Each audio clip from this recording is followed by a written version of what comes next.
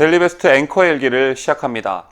구독자 여러분, 매일 아침에 라이브로 방송되는 우파가 오늘 꼭 알아야 할 뉴스, 우공 뉴스 잘 시청하고 계시는지 모르겠습니다. 여러분께서 꼭 아셔야 할, 그리고 여러분께서 혹여나 놓치고 계셨을 뉴스들, 또한 기성언론에서 편파 왜곡된 뉴스들을 올바르게 전달해드리고 싶은 마음에 아침에 조간신문을 보는 느낌을 가지실 수 있도록 나름의 심혈을 기울여서 제작하고 있는데요. 우국 뉴스를 시작하기 전에 한 가지 주제를 가지고 5분에서 10분 사이에 짧은 영상을 제작할 때보다 체력적으로나 시간적으로나 굉장히 힘든 건 사실이지만 많은 분들께서 봐주시고 응원해 주시고 또 격려해 주셔서 굉장한 보람을 느끼고 있습니다. 전날 쏟아지는 소식들을 취합해서 그 다음날 아침에 방송하기 때문에 불가피하게 매일 밤을 새고 아침에 방송이 끝난 다음에 잠을 자는 생활이 계속되고 있는데요. 지금으로서는 체력이 그리고 건강이 닿는 날까지 계속할 생각이지만 혹여나 시간대 변동이 필요하다고 생각하면 구독자님들과 상의하고 결정하도록 하겠습니다. 지금까지 데일리베스트를 운영해 오면서 이 채널이 내 것이다, 이 채널이 나만의 것이다 라는 그런 생각을 단 한 번도 가져본 적이 없는데요. 항상 이 채널은 나만의 것이 아니라 함께 해주고 계신 구독자님들 그리고 대한민국 우파 시민들 것이라는 생각을 항상 저 스스로 각인하고 있습니다. 제가 머리가 좀 안 좋아서 모든 구독자님들의 아이디를 전부 기억할 수는 없지만 이제 실시간 채팅이나 댓글들 그리고 매달 후원해주고 계시는 분들의 조남을 접할 때면 이분께서 예전에 댓글로 무슨 글을 써주셨지, 이분께서 실시간 채팅하면서 무슨 말씀을 해주셨지, 이분은 어디 산다고 하셨지, 이 정도는 기억하고 있습니다. 그만큼 이제 구독자님들이 가족 같고 동지 같은 그런 느낌이 드는데요. 아무래도 채널 특성상 어려운 시기를 함께 했고 지금도 어려운 시기를 같이 걷고 있기 때문에 그런 느낌이 드는 게 아닌가 싶습니다. 며칠 전 데일리베스트가 구독자 22만을 넘은 것을 뒤늦게 인지했었는데요. 거짓말처럼 느끼실 수 있겠지만 저는 구독자 수 정말 신경 안 쓰고 있습니다. 3년 전 탄핵 정국 때만 해도 손가락에 꼽히던 우파 성향의 채널들이 이제는 정말 많이 늘어났는데요. 유명 정치인, 유명 정치평론가들이 운영하는 채널도 많이 생겨났고요. 개인적으로 참 바람직한 현상이라 생각하는데 제가 구독자 수에 연연하지 않는 것은 다른 채널들과 경쟁 관계라는 생각을 하지 않기 때문이고요. 조금 느리게 가더라도 정통 우파 채널로서의 정도를 지키면서 또 정확히 가고 싶은 마음 때문입니다.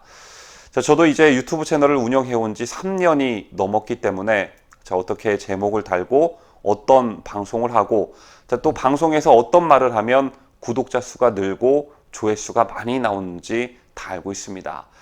하지만 조회수를 쫓고 구독자 증가만을 쫓다 보면 방송의 정체성을 잃게 되고 방향성마저 잃을 수 있기 때문에 그런 유혹에 시달릴 때가 물론 저도 있지만 그때마다 마음을 다잡고 자제하고 있습니다.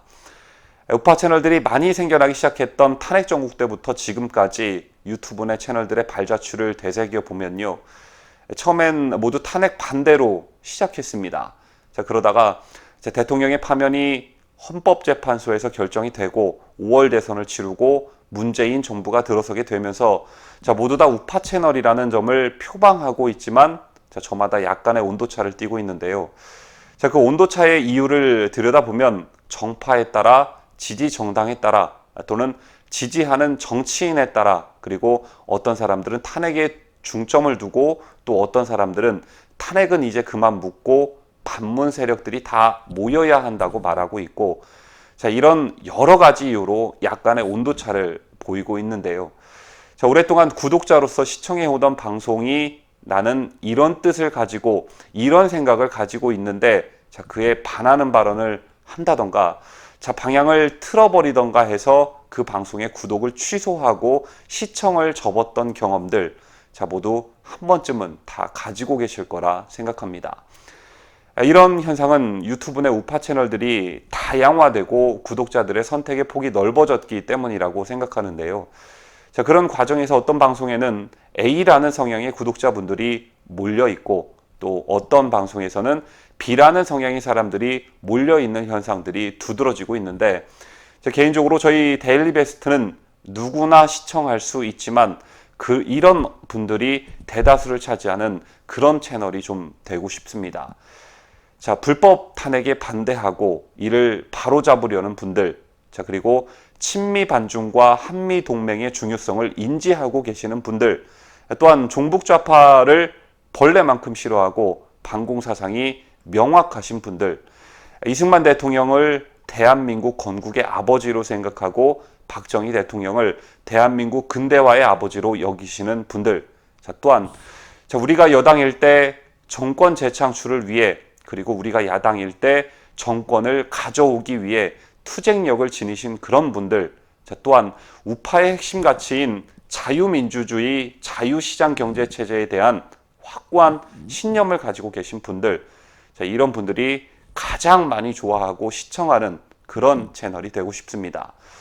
자, 물론 지금은 좌파 정권에 의해 좌파 언론들에 의해 대한민국 우파들이 구구 또는 토착 왜구라는 프레임에 갇혀 있지만 자, 이런 생각을 가진 국민들이 많아지고 다수를 차지할 때 비로소 대한민국은 제2의 제3의 도약을 한 번 더 할 수 있다라고 생각합니다. 자, 앞으로도 저는 이런 큰 틀에서 절대 벗어나지 않는 방송을 기획하고 제작하면서 여러분들과 같이 호흡하려고 노력할 것인데요. 자, 다만 한 가지 고민하는 것이 있다면 자, 우리가 가진 국가관과 가치관 그리고 생각들을 어떤 방식으로 공유하고 전파해서 자, 보다 많은 사람들이 우리와 같은 생각을 가지게 만들고 민주주의의 꽃이라고 할 수 있는 선거에서 승리할 수 있을까에 대한 확장성의 문제에 대해서는 항상 치열하게 고민하고 있습니다. 자, 이런 고민들은 여러분께서도 인지하고 계시겠지만 자, 내년 이맘때쯤 총선이 있기 때문인데요. 자, 많은 분들이 저와 같은 생각을 하고 계실 거라 생각하는데 자, 내년 총선 적당히 어떻게 되겠지라는 생각은 금물입니다. 혹여나 개헌 저지선이라도 무너지게 된다면 농담이 아니라 그날로 자유대한민국은 남조선 인민공화국으로 바뀌게 될지도 모를 일입니다. 자, 이런 상황이 발생하지 않도록 총선이 1년이 채 남지 않은 상황에서 정치권과 우파 국민들의 전략적 지혜가 무엇보다 필요한 시점이 아닐까 생각하는데요. 자, 현재 분위기는 그렇게 절대 나쁜 게 아닙니다. 자, 일단 몇 가지 징조들이 좋은 신호를 보내주고 있는데요. 자, 북한에 목매던 문재인 정권이 북한의 돌출 행동과 미국의 압박으로 궁지에 몰려 뚜렷한 출구가 보이지 않는다라는 점. 자, 이른바 소득주도 성장과 주 52시간 근로시간, 자, 그리고 반기업 정책으로 경제가 심각해지기 시작했고 곳곳에서 못 살겠다는 아우성이 들려오고 있다라는 점. 자, 또한 정치적으로는 며칠 전 더불어민주당 원내대표 선거가 시사하는 바가 굉장히 크다라고 생각을 하는데요. 자, 이대로 가다가는 다음 총선에서 필패할 거라는 위기감을 느낀 여당 의원들이 청와대의 뜻과 이해찬의 뜻에 거스르는 투표 결과가 나왔다라는 점. 자, 마지막으로 절대 좁혀질 것 같지 않았던 더불어민주당과 자유한국당의 지지율 격차가 근소한 차이에 접어들었다는 점. 자, 이 모든 게 긍정 신호라 할 수 있는데요. 자, 무엇보다 가장 큰 긍정 신호는 이러한 위기를 빠져나올 수 있는 문재인 정부의 뚜렷한 출구가 보이지 않는다라는 점입니다. 자, 지난 2년 동안 경제 조져놓은 것에 대한 반성도 없고 자, 계속 그동안 펼쳐왔던 정책 밀어붙일 기세에다가 자, 북한발 악재와 미중 무역 전쟁으로 대외 여건마저 안 좋아지고 있고 자, 최저임금 정책으로 자영업자들 폭발 직전에다가 장기 고용 불황으로 취업 준비생들 점점 문바 탈출하고 있고요.